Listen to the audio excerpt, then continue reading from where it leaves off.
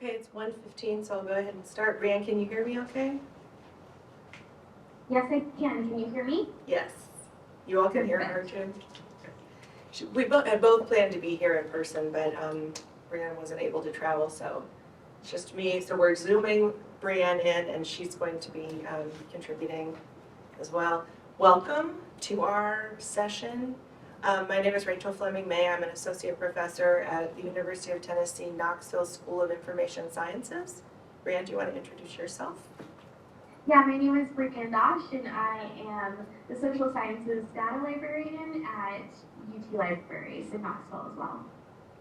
So the title of our session is Hop On Assessment. We were trying to go for the Dr. Seuss theme of the conference, but then I saw all the other titles of presentations of this year's conference, and we could have probably skipped that part, but that's what Hop On Assessment is about. You'll see there is a URL on the screen, well, two versions of the same URL. There's a tiny URL that's tiny.utk.edu/hop_polls, or you can just go straight. This is for Slido. We're going to do a couple of Slido polls through the presentation. You don't have to participate, but it's kind of fun if you do.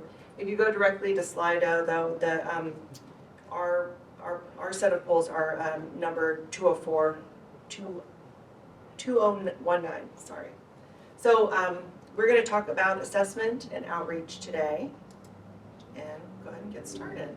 So the first Slido that we have is just to ask you to give us a couple words what outreach means to you. You can do this on your phone, you can do it on a computer, tablet, whatever.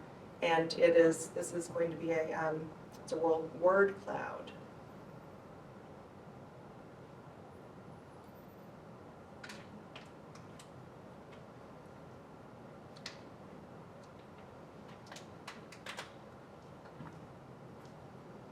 Communication and connection. Relationship building, advocacy, engagement. Anticipating needs, more relationships again. Trust building.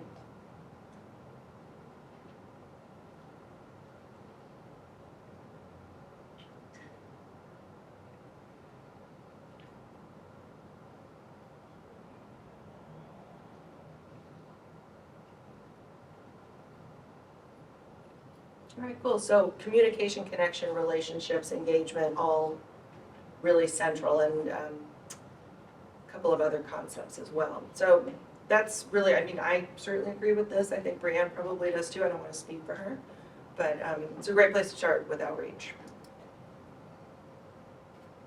Yeah, but no, I definitely agree with that. As a subject librarian, that is something, connection and communication and building that. And so thank you guys for participating and sharing that. And so the word outreach is a funny word, and it's something just like engagement.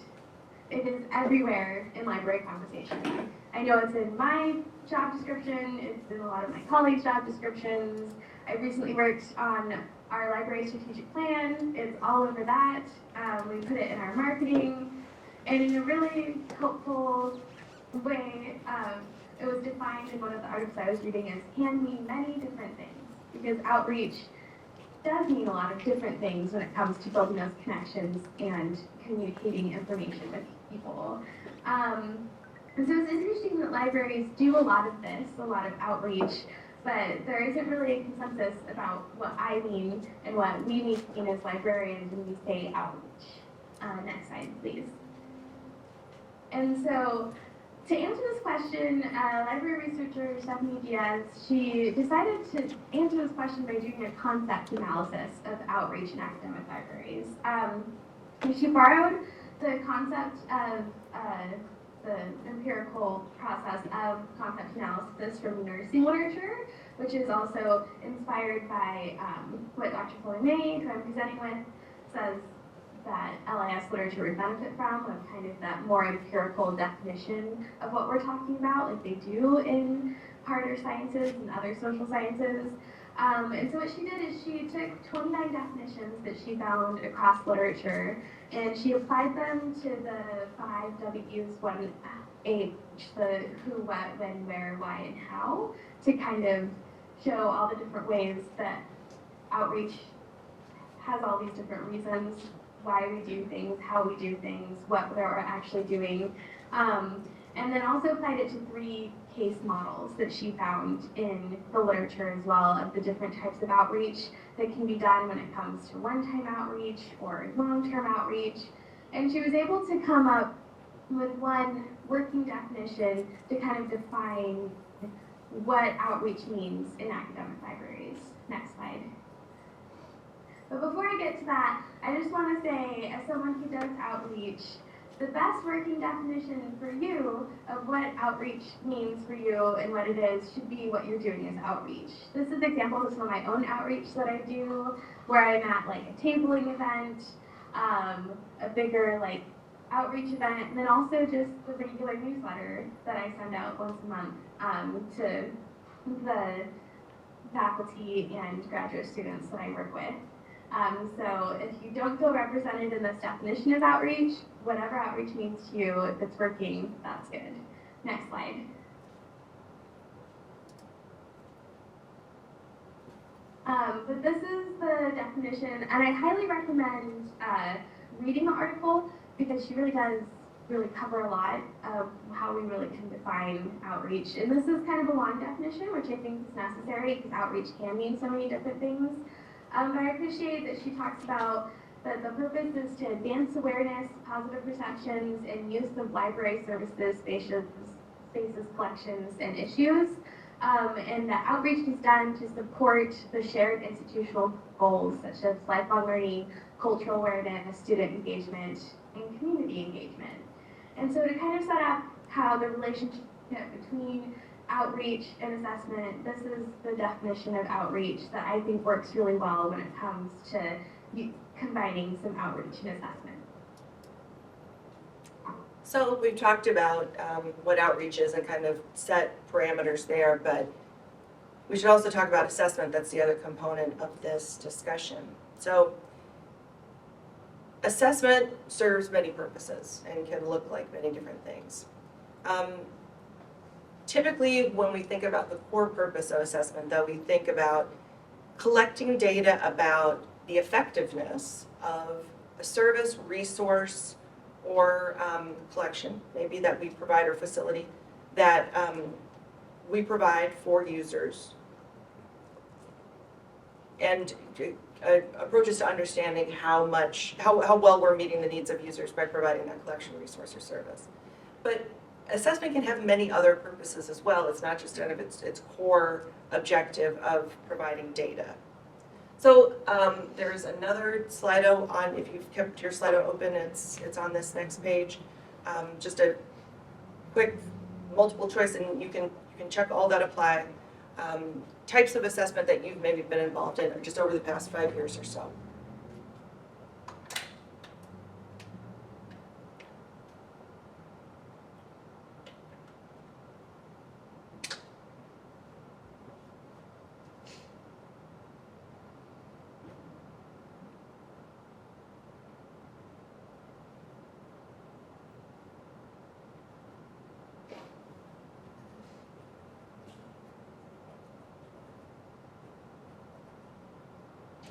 And of course, there are many different types of assessment, so we weren't trying to be exhaustive here, just to throw out some of the more common ones.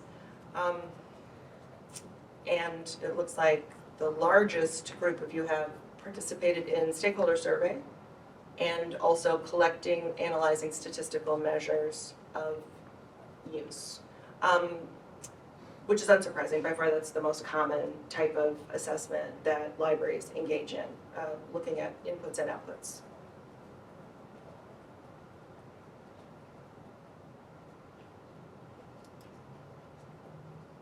So there are many different purposes for assessment.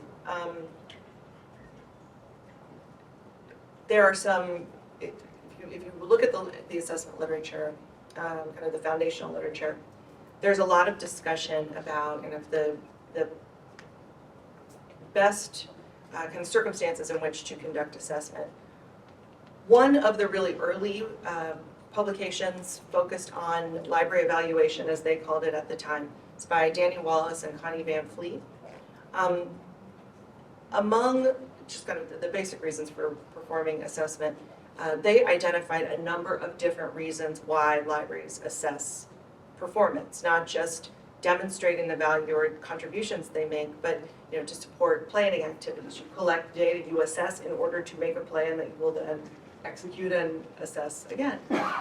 To increase their efficiency internally, so a lot of different reasons, not just demonstrating their value. One of the really early coverage of assessment is from the special libraries literature. Jose Marie Griffiths and Don King were commissioned by the Special Libraries Association in the 1980s to do sort of a census of the literature and get sort of a lay of the land of what special libraries were doing to demonstrate their value and contribution to their organizations. Special libraries were really on the vanguard of assessment because, if you are a law librarian at a law firm and it's a profit-driven enterprise, management is always going to be looking for things to cut, expenses to cut, right? So special libraries really had to, from a very early time, focus on assessment and demonstrating the real contributions they're making to their organizations. So Jose Marie Griffiths and Don King's ideas of the sort of foundational principles of assessment support and kind of tie into what Danny Wallace and Connie Van Fleet said, but a couple of these I think are really interesting to me and sort of a different way of thinking about assessment from what we normally do. That, and I think some of these might resonate with you too, that assessment needs to have a purpose. It can't just be an end in itself. That assessment needs to have some sort of a driving motivation. It's not just the statistics that we collect and organize by rote. Without the potential for some action, there's no need to actually perform assessment. If you can't do anything with the data you collect to improve the services or resources that you provide, what's the point of assessing those resources or services? So kind of approaching this question of assessment and why we assess and when we shouldn't assess from a different perspective from Connie and Danny, but same idea. What we can get from all of this is that assessment, among other things, is that assessment always has more than one audience. We assess for internal purposes, but we also assess to share information with our external audiences, our external stakeholders. And I just went through like the list of Connie and Danny's principles and Jose Marie Griffiths and Don King's and looked at sort of, which one of these are more internally facing and which one are more externally focused. And then of course there are some that are, purposes or principles of assessment that are for both types of audience. But really, the ones that, stuck out to me when I did this organizational exercise, and thinking about specifically assessment in terms of outreach, libraries performing assessment to explain what they do, to enhance their visibility, and express concern for their public. Those are three purposes for assessment that tie directly into outreach. And Brianne created this very helpful graphic, I think, just to kind of visualize the way that assessment and outreach can dovetail. Why we do outreach, we give information to users about the library. That's the purpose of outreach. Assessment, we pull information from our users, and those two purposes are shared. So we can think of assessment as a form of outreach in addition to informing outreach in both long and short-term sense. So in terms of short-term outreach via assessment, this is, and several of you indicated that you've participated in surveys. This is a very common type of survey question, asking users, we'd like to know, what resources and services of ours do you use and what do you think about them? these are just some, fake questions that I came up with a while ago, asking, what would you like for us to provide that we don't currently provide? And then, which, you indicated in an earlier question that assistance with local history or genealogy is the most important service that we provide to you. What do you use most often? So the thing about a question like this, and not only are we asking users' opinions, by telling them, by offering these options for local history and genealogy resources, do you use our family histories? Do you use our census rolls on microfilm? Do you use city directories? We're also telling the people completing the survey that we offer these resources and services. That's not always a way that we think about assessment as outreach, but it's a really key way. When you're asking somebody if they do something or make use of a resource, you're also telling them that you offer that resource.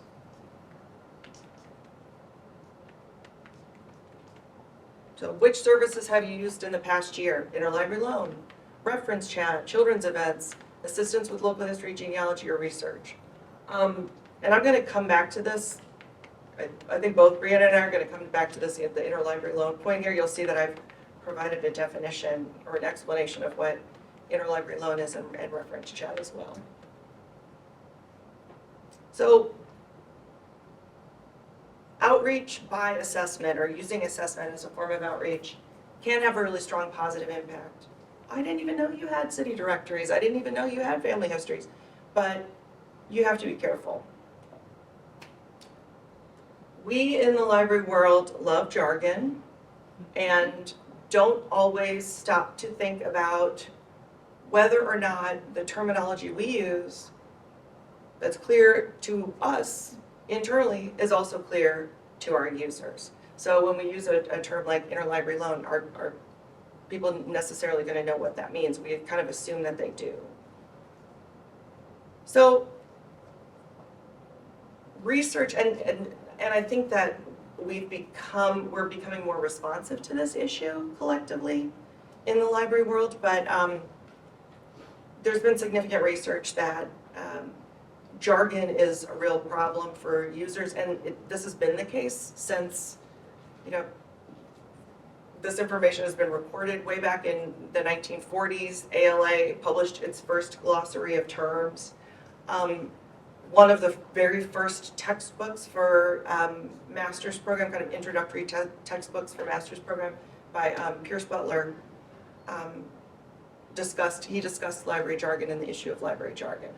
So some research estimates that patrons only understand about half of what they see on signs in the library or the terminology that, library-related terminology that we use with them. Several years ago, and I'm kind of heartbroken that this project has kind of gone dark.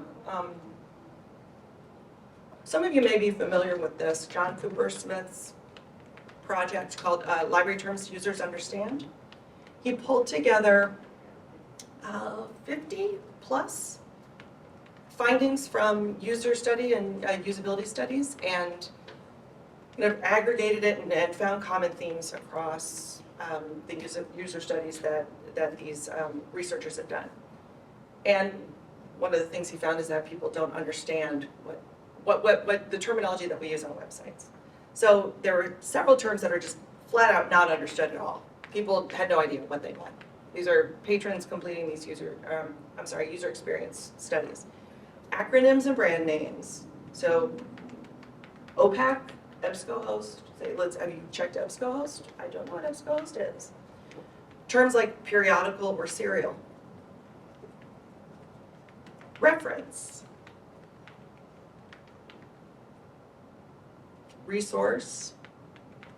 And then there are also a number of terms that people misunderstood. They thought it meant something different, which is just as harmful if you are unable to clarify for them if they're not asking for your assistance. Database, and interestingly, these are terms that have another meaning outside of library, like database, like catalog.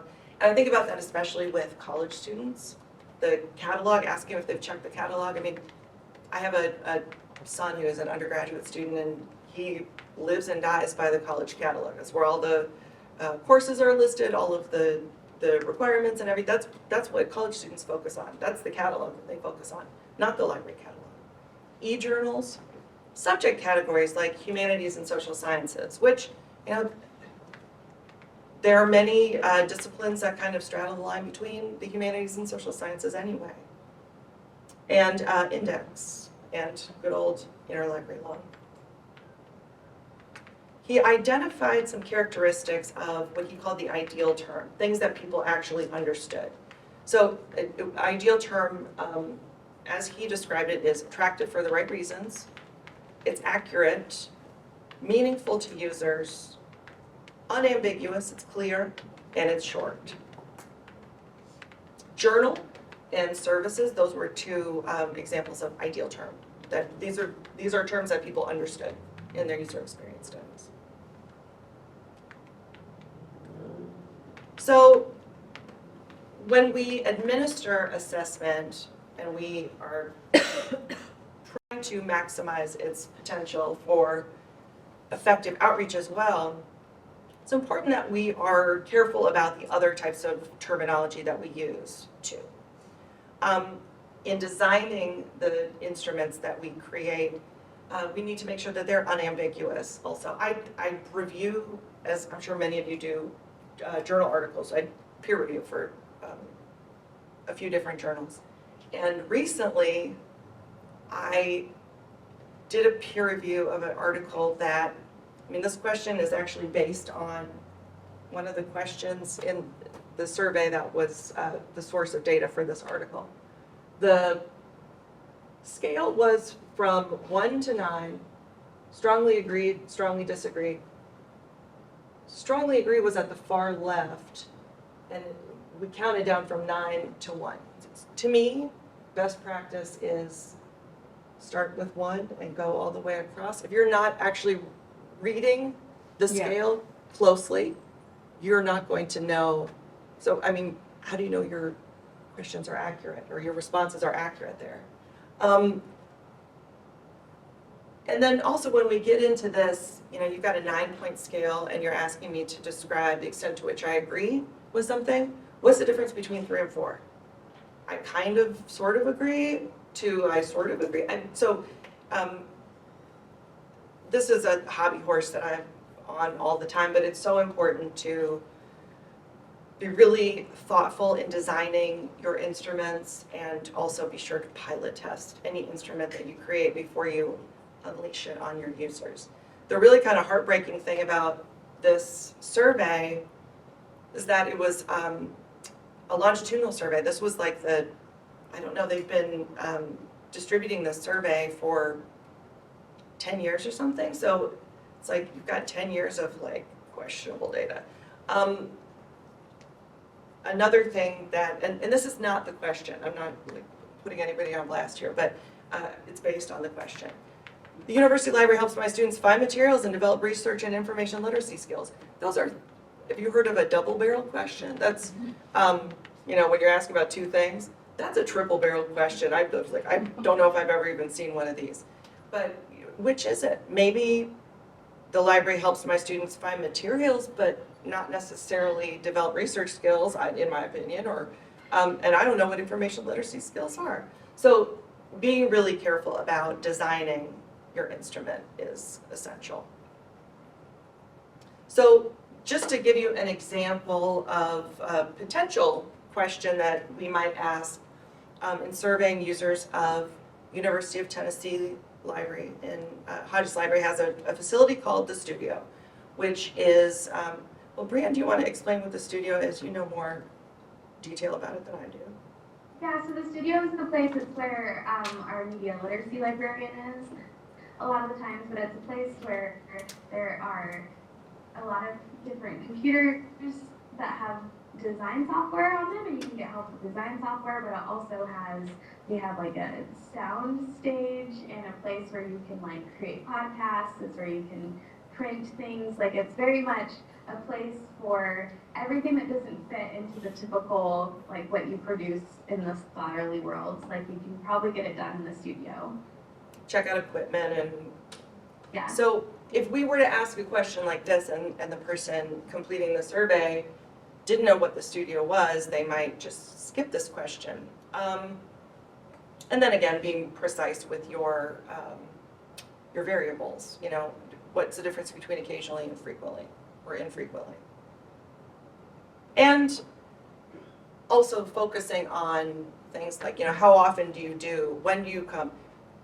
What does that really tell us about the what students or users actually get out of the studio? What's the good that comes from? What are the outcomes of using the studio? We could, on the other hand, and depending on the type of software that you're using to develop your survey, some of them are have gotten really sophisticated and you can do all kinds of really cool stuff. So this is a question I've set up in Qualtrics. This is a picture of the studio, the interior of the studio. You can see there's a big large-scale scanner, machines, editing machines. So we could ask, this is a like a heat map question. We could ask the people completing the survey and say, imagine you're working on a big class project.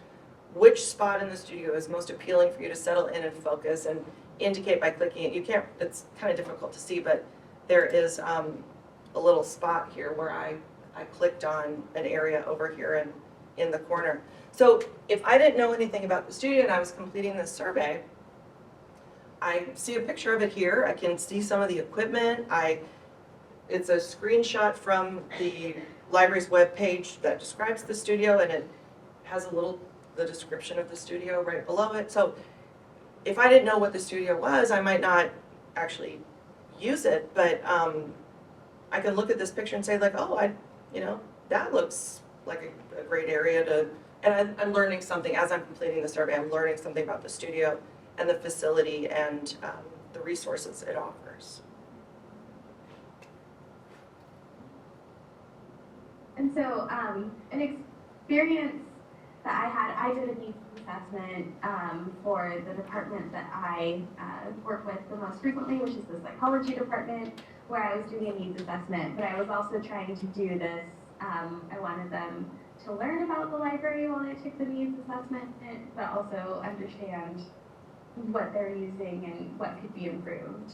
And so I decided to workshop the survey with 3 faculty members in the department before setting it out to the world, which I'm really glad I did, because the first thing that happened is we sat down and they got really hung up on the term institutional repository. They hadn't heard of it, or they had heard of the name of it at our university, which is TRACE, but they didn't know what it meant or that it was managed by the library. And then we kind of went down several rabbit holes of copyright and when you should put something in the institutional repository and when you shouldn't, and why institutional repositories exist, why relying on the library's institutional repository versus ResearchGate or other things. Like it was over 20 minutes and not something that I was expecting, but also let me know that first I could do more on telling the department what the institutional repository is, but maybe that might not have been the best term or thing to put in my needs assessment. Also coming back to interlibrary loan, so I had 2 faculty members that had been at UT for a while and a newer faculty member. And the 2 that had been there for a while, they were really familiar with interlibrary loan. They knew what it meant, and they were insistent that the term interlibrary loan needed to be in the needs assessment because they knew what that meant and they think other people would know. But the newer faculty member, I still needed to define what that was. So we were able to land in this place where, yes, interlibrary loan, if it's a term they're used and comfortable with, I was going to include it, but I also ended up needing to define it in parentheticals of defining, like, oh, this is when we borrow something, we get something for you from another library when we don't have it. And so that was an interesting experience to, again, interlibrary loan, institutional repository, terms that are used all the time in library work. But another really helpful thing that happened when I was workshopping this survey is I realized that my language was skewed to faculty that used, and my questions were skewed only to the faculty that saw the library in a research context, and I go to the library to get things for my research and support for my research. And two of the faculty members pointed out that they have more of a teaching focus and that they didn't feel as represented, or that they could answer the questions as accurately or was even relevant to them. And that was helpful for me to know that that is how they felt, because I was able to adjust those questions. And even though, yes, the library is a place where we support research, it was important to see that I needed to write questions that people that go to the library to support teaching were also feeling represented. Next slide. And so I considered that outreach as well, similarly to an opportunity for outreach, even though I was inviting people for assessment.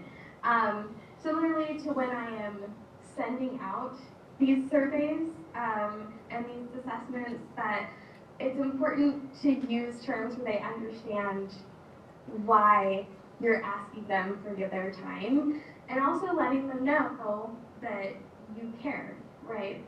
That there's something that is going to happen from this, and not just assessment without purpose, like Rachel was talking about earlier. And so these are examples of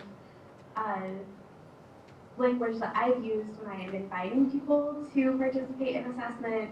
I have an example of the IRB language that was approved by our IRB, where I was able to say that the results of the survey will be used to inform, improve, and expand, and personalize. Those are a lot of words, but it was able to let them know what I was doing with it. And then in the more informal way, I was able to say what I was doing with it. Like, I'm preparing for the fall. Like, please give me your feedback. You will see the results of your feedback in the programming that's developed.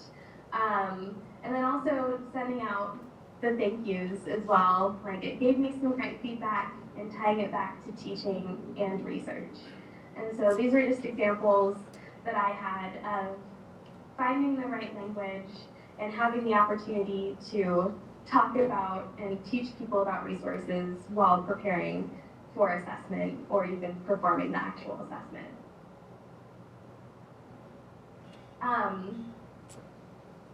So some of the challenges when it comes to assessment and doing it as outreach-based assessment is it can be difficult to get buy-in from users of preparing them for, oh, like, I'm at a tabling event, but I'm also going to ask you a question, or not only did I come to your faculty meeting, but I'm going to send out a survey later, or I want to borrow your time, right? And that, I think, just comes from time and building the rapport and relationships. I think challenges can also be consistency, making sure that you're following up on assessment and that it's not just a one-time deal of that one survey you sent out once, but making sure you're following up.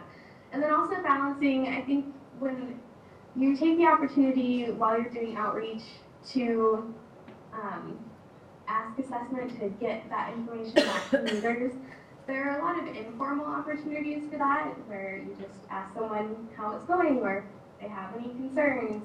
But being able to balance that you are gathering things empirically and being able to write it up, and also being able to apply it to your practice and not just in that more anecdotal way.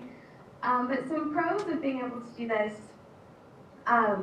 is that it is an opportunity where it's just built-in longitudinal assessment. Like, outreach is going to be there, and so it's great to fold in assessment to what you're already doing, because there's always going to be the fall tabling events, and you can put a survey at the end of the classes that you teach, and so it's just an opportunity that over the years you're able to see the impact not only of your outreach, but of what you're doing as a librarian in general. And so being able to fold that together, I think, is really helpful. And so an example of this that I do, if you click on the next slide, please, is in my newsletter that I send out, that I showed you guys a screenshot of.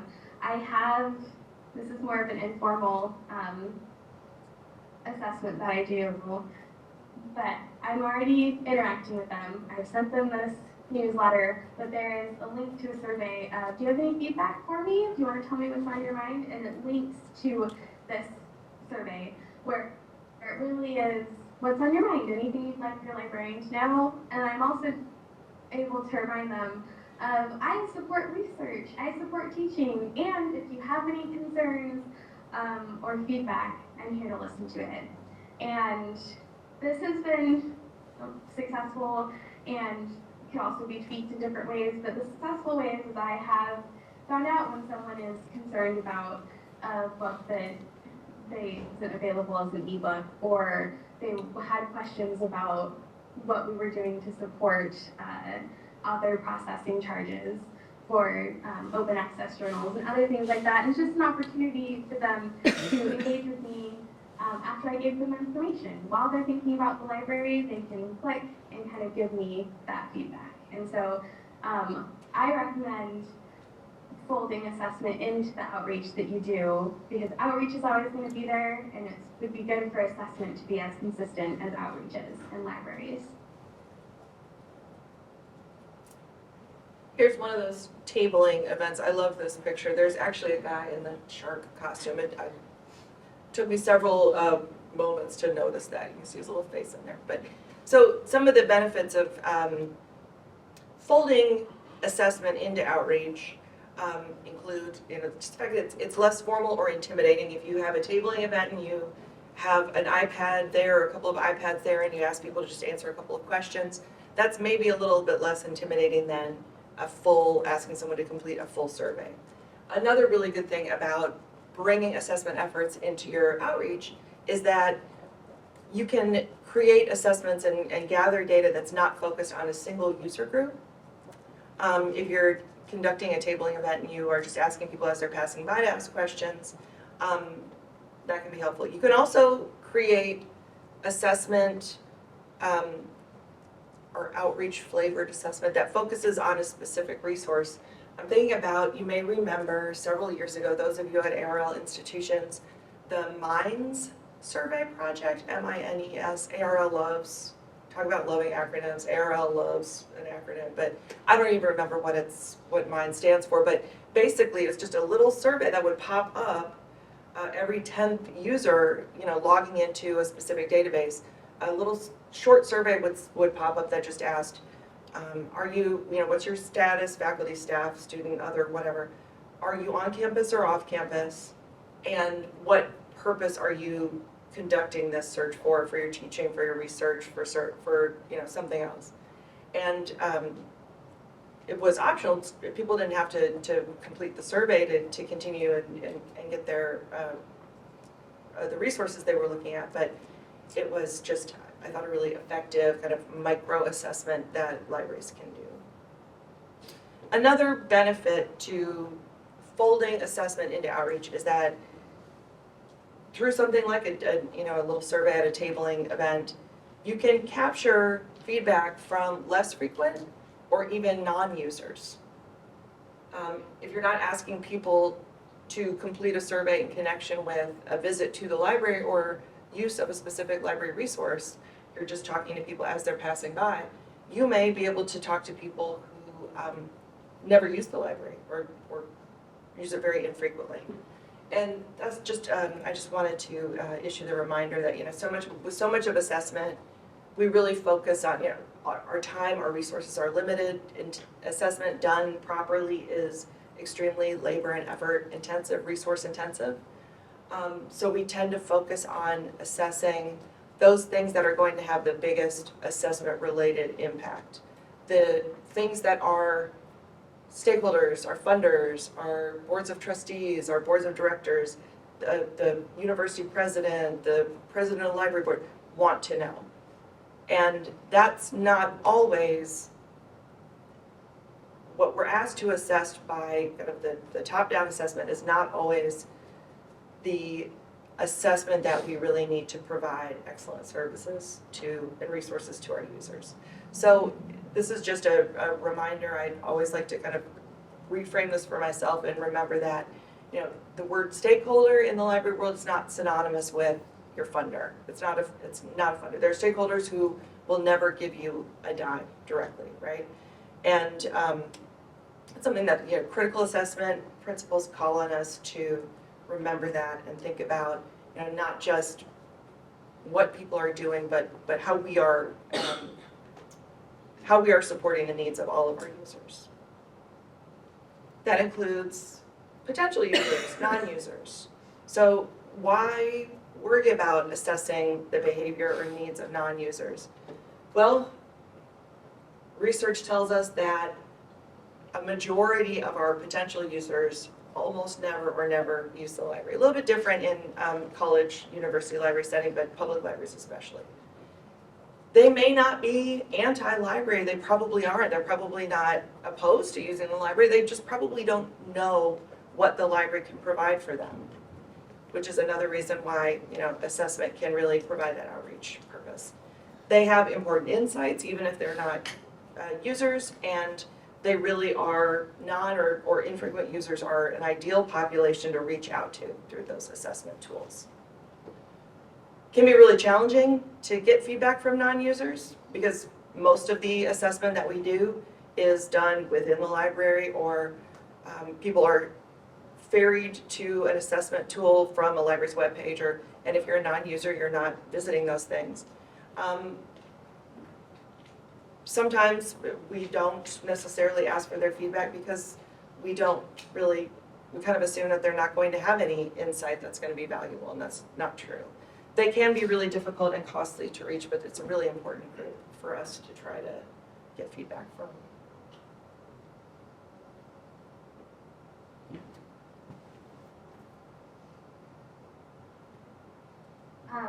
And so this kind of comes back to why self-assessment and outreach. And I really like this quote from Alfie Cohn. When the house of assessment preoccupies, they tend to face the wide back into the shadows.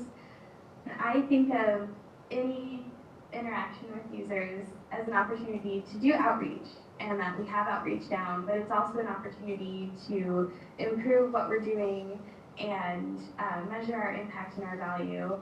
And so it's okay and probably even advisable to kind of combine that and to not get too preoccupied with the hows, but we know how to do outreach, and so being able to combine those principles and get information to improve what we're doing at the same time that we're telling and connecting with our communities, I think I've found success in it, and I think others will be able to find success in it as well. So some of the longer term benefits to you in folding assessment into outreach and vice versa, it can support your efforts to establish contact with your users. If you are in a position, like if you are a librarian at a college or university library, research library, which most Charleston attendees who aren't associated with vendors seem to be, you may or may not have faculty status and be required to conduct research. Even so, the people that you're interacting with, a lot of your users do conduct research. Developing really well-crafted, rigorous assessment tools can enhance your own sort of status as a researcher and authority with your users. And also demonstrates to your users that you have a data-driven commitment to providing services and resources for them. All right, so what questions do you all have for us or comments? Yeah. Yes, my question is, when you talk about non-users, has anyone researched the idea that, like, you're defining it by frequencies, So what time frame is an infrequent user? Is it once a semester, once a year? Is there any standard or best practice out there? And I'm going to repeat the questions for Brianne. So the question is about non-users and if there is a standard for defining non-user. If it's, in terms of frequency, if it's once a semester. It really depends on the project. So if you're trying to capture feedback from people who never use the library, then those are the people you try to reach with your assessment. If you determine for your purposes that you're a specific user group, graduate students, let's say you're surveying graduate students who never use the library or use it infrequently once a semester. Frequency is, or like significant frequency is going to look different depending on kind of your expectations of what that representative of that group, how frequently they would use the library. You can determine that a few different ways. You can do it just sort of intuitively. You can also do sort of a pilot study of the population that you're going to try to capture non-users, representatives of that group, and say, how many times do you visit the library? Anthropology graduate students, and if they tell you 5 times a month, most of them say 5 times a month, and they're outliers on either side, then you would maybe position your non-user threshold somewhere below that. It really depends on the project, but a public library non-user is probably going to be someone who almost literally never uses the library, its resources. It's a little harder to do that in an academic library setting. There are requirements for classes and so on. Then there are also the people who think that they don't use the library, but they actually do, because they're using it remotely. And it's important to figure out how to capture those people too. Thank you. Yeah, I hope that helps. How do you encourage response or avoid non-response, especially a lot of the follow-up questions? I ran a institution-wide survey about 5 years ago, but that was with a lot of push and advertisement. It's not something we can necessarily do every year. So no, and like I was saying, if you do it right, it's extremely resource intensive. Yeah. And Brianna, the question was encouraging responses, increasing your response rate, basically. To capture that sort of follow-up, after your big survey. To capture it. Yeah, I guess Brianna had mentioned that just once isn't enough. That Right. you need to kind of re-up, just to make so just establishing that there will be kind of follow-up. Would that be enough to sort of get people to respond? And so I guess a lot of people get kind of bombarded with requests for surveys and whatnot. So it's how often to follow up and how to not survey fatigue is a real thing. Not doing an entire institution-wide survey every year. You can also, depending on the size of your potential respondent group, you can survey, send invitations to half of them one year and the other half the next, or a smaller portion. So you're conducting the survey every year. You'd want to set up your sample so that it's representative too. But you're conducting the survey every year on a pretty regular basis, but you're not asking the same group of people to respond every year. Does that make sense? Yeah, absolutely. Depending on the size. Brianna, do you have thoughts on that? Yeah, so I totally get that concern because outreach happens so frequently. Like if there's always like, oh, every time I talk to Brianne, I have to take a survey, or she's gonna ask me a question and write it down, or other things like that. The way I've established it, so the department that I work with, I think we have 55, 57 faculty and 120 graduate students, and I've kind of leaned into that consistency where like they can expect every year, every other year, that they're going to get a longer survey from me, and that's something I've talked to the head of the department, and that we've all had buy-in, and always positioning the why of the, like, I'm trying to improve what I'm able to do for you to make sure that we're doing what we need to do, and making sure that they expect it, but that it isn't all the time, and that it's not a super long survey, but just kind of putting those expectations down has been helpful. And then when it comes to the more informal ones, it's an opportunity where they can engage if they want to. They can scan the QR code to take the survey at the tabling event I'm doing, or they can go to the tiny URL after the class I taught, or they can click on the survey link from my newsletter. And having those opportunities where I'm not, they get to choose to engage, it gives me that extra assessment when we're interacting, rather than the more formal, like, yeah, I'm asking, I'm soliciting to please give me your feedback. And so that's kind of how I establish, it is a much smaller group, but that's how I try to get away from that, like, survey fatigue and asking them for too much. Yes. So I work in a federal government library, and I know this is like an age-old issue with libraries and librarians, but I'm more interested in about what you were saying about acronyms and library jargon, and how and being in a government organization, the rest of my organization loves to use acronyms and jargon, but we have a lot of push from our executives about, well, we can't even call it a library because then they think you only do books.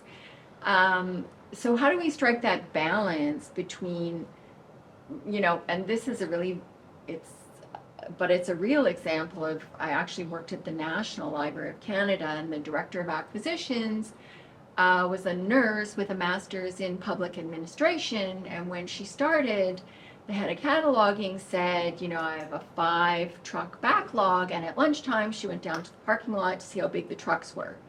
So how do we balance, educating our users as opposed to dumbing our profession down? The question is about jargon, especially in acronyms, and using correct terminology, but while still educating users Of what and librarians do. making it accessible. Like what, do we have to call ourselves information specialists because it's not as sexy as librarian? Well, then people will never know what librarians are capable of. Not dumbing the profession or the language that we use down to make in efforts of making it accessible to users. I'm a big, it broke my heart a little bit to see in John Cooper Smith's study that reference is not under, reference is where I started, it's where my heart still is. I'm like, oh, what are you gonna call it? The information desk asks. I think it's choosing battles, like interlibrary loan, is that an essential term that we have to teach people to use? Or can we call it something else? While kind of putting our foot down and saying, no, this is a library, this is what this facility is, it has a long history, it's an honorable institution. And some of that is gonna be, those are battles that are gonna be fought locally within our organizations, but within the profession too. And this is something that I see in IS education, honestly, LIS education. Sustained effort to provide educational experiences for people who are not interested in working in a traditional library setting, which is great, that's great, but many of our students still become librarians. So, I'm kind of fighting this too in my own discipline and in my own department on kind of a regular basis. I think it's just, we think about what is truly important and essential and that we're not going to give on. and then we give on some other stuff. Brian, do you have anything you want to add to that? Well, just with the example of the institutional repository, I'm very passionate about our institutional repository and not relying on things like ResearchGate and other things to have non-paywalled copies of papers that are the output of University of Tennessee.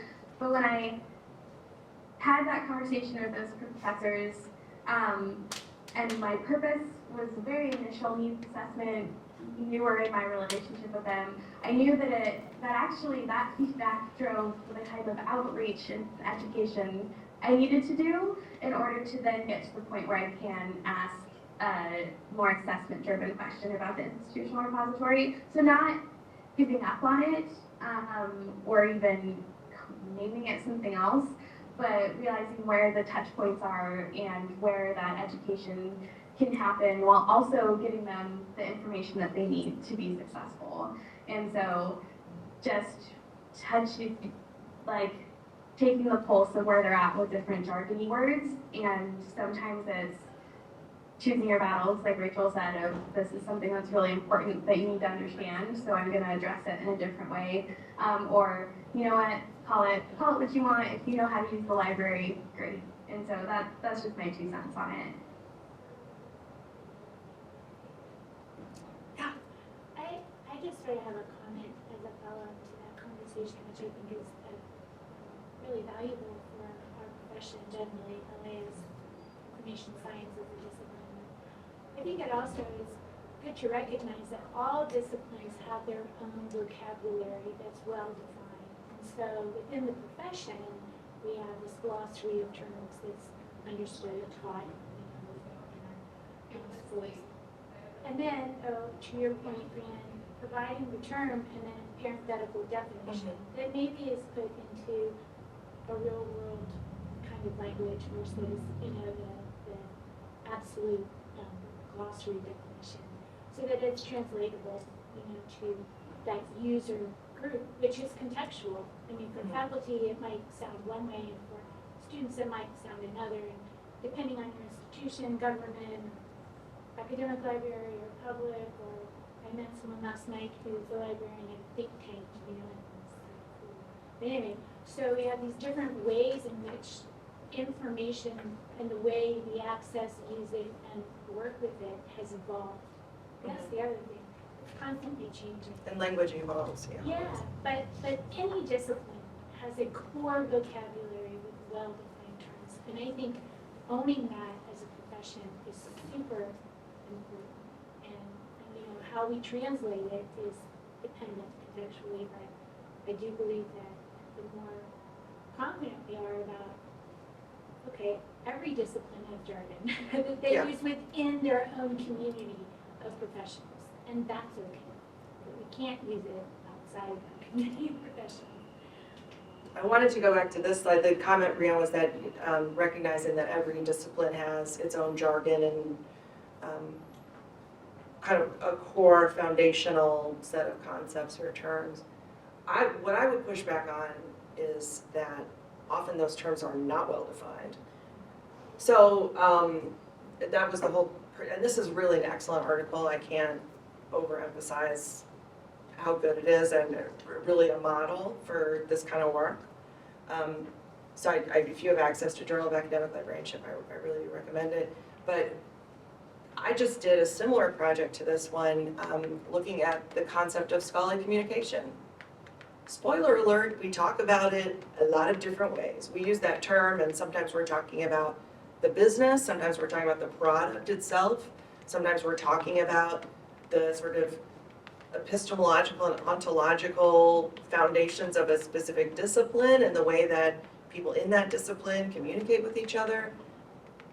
And almost never in the articles that I read did the author say, when I say scholarly communication, this is what I'm talking about.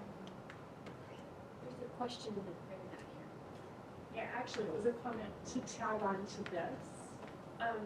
At my former institution, we had someone who invested a lot of probably personal time, and I think it's probably still there. George Mason University had a list of terms that they defined for this very reason. But I would say, you know, most of us are so short-staffed. Yeah, It really is, you know, a valuable resource, but it takes time and management to keep it up to date. And, you know, I was thinking about how you could anchor each word, so you could link to your survey and, like, again, introduce them to the concept that we have professional language. This, you know, these web pages will open the library up to you if you want to learn about our services. So, you know, it's a double-edged sword. yeah. That's, and the comment was that George Mason has a glossary. There's also the Online Dictionary of Library and Information Science, which Joan Wrights is the name of the woman who started. I think she was at University in Connecticut, I can't remember which one.